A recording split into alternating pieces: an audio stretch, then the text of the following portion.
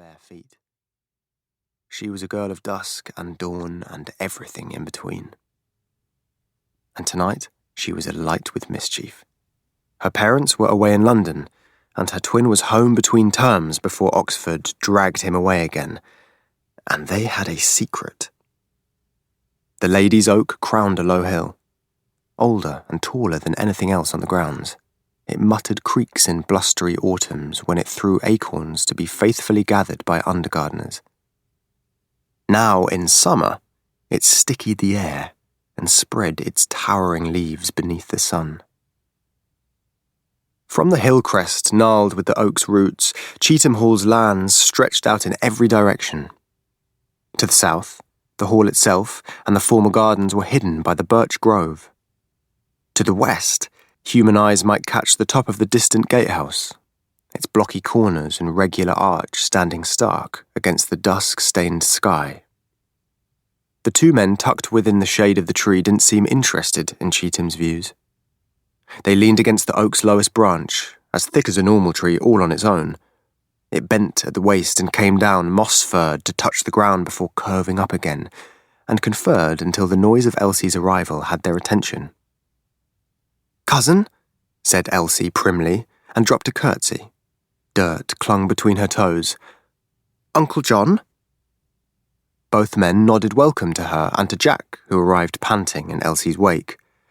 "Uncle," he said. "George, lovely night for it." "Lord Hawthorne," said George. Only Elsie recognised the way their cousin George Bastoke spoke the title. With so much respect, it was a kind of mockery. The hall hummed its ready sympathy to her annoyance, but did nothing else. These men had guest right. Not part of the household, but family nonetheless. George in particular was rich in the gifts of the dawn, his magic orderly and strong within him, with a brassy cold and sweetly ravenous edge that the hall did not trust. The Alston twins sat on the looping branch. It was a favoured spot for slow summer afternoons bickering in the shade. Of all the places on the estate, this one was the most theirs. "Now, will you say what this experiment is?" said Elsie. "If you told us more, we could have practised."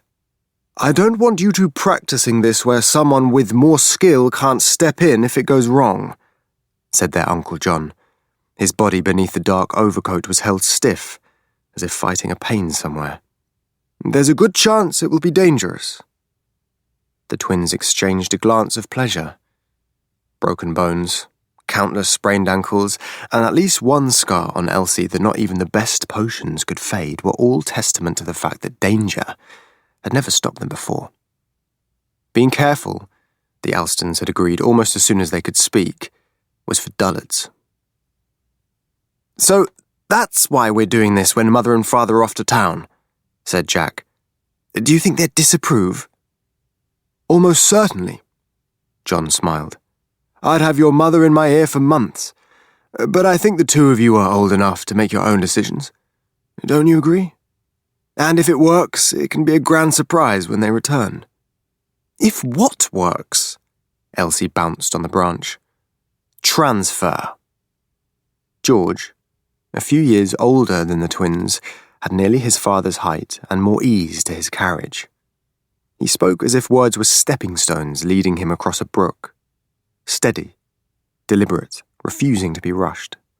"We think we've found a way for a magician to draw on another's magic and wield it as their own." "That's impossible," said Jack. "Everyone knows that. Can't be done." "What if it could?" said George. Jack, marginally more prone to forethought than his sister, listened hardest to the explanation that followed. Their uncle already knew that the twins had a knack for simultaneous spell work. He'd asked them, on previous visits, to demonstrate how they could wield their individual magics towards a single end, until it was almost as if a single pair of hands were doing the cradling and a single will directing it. Almost.